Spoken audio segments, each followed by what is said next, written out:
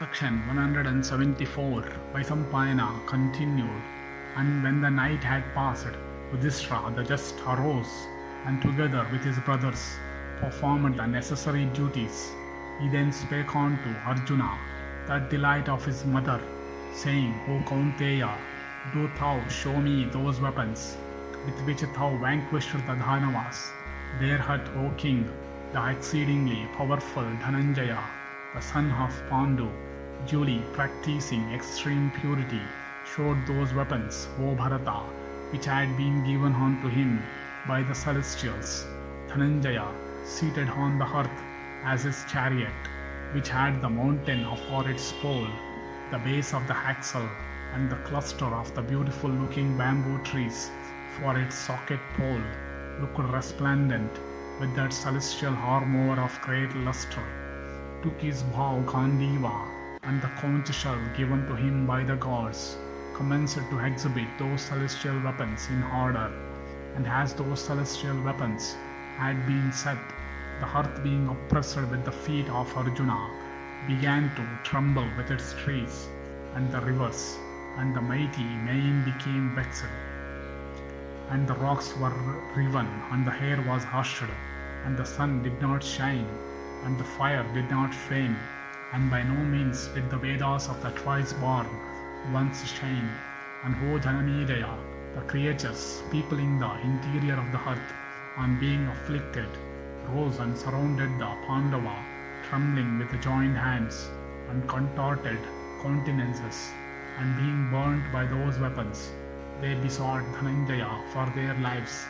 Then the Brahmarshis, and the Siddhas, and the Maharshis, and the mobile beings, all these appeared on the scene, and the foremost Devarshis, and the celestials, and the Yakshas, and the Rakshasas, and the Gandharvas, and the feathered tribes, and the other sky-ranging beings, all these appeared on the scene.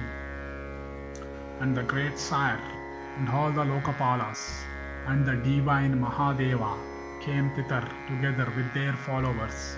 Then, O great king, bearing unearthly variegated blossoms, Vayu, the wind god, fell to string them around the Pandava, and sent by the celestials, the Gandharvas chanted various ballads, and O monarch, hosts of the Apsaras danced there.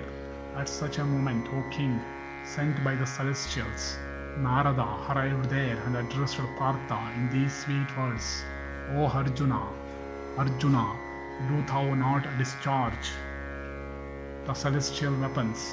These should never be discharged when there is no object fit, and when there is an object present, they should also by no means be hurled unless one is sore pressed. For, O son of the Kurus, to discharge the weapons without occasion is fraught with great evil, and O Dhananjaya, being duly kept as thou hast been instructed to these powerful weapons, will doubtless conduce to thy strength and happiness.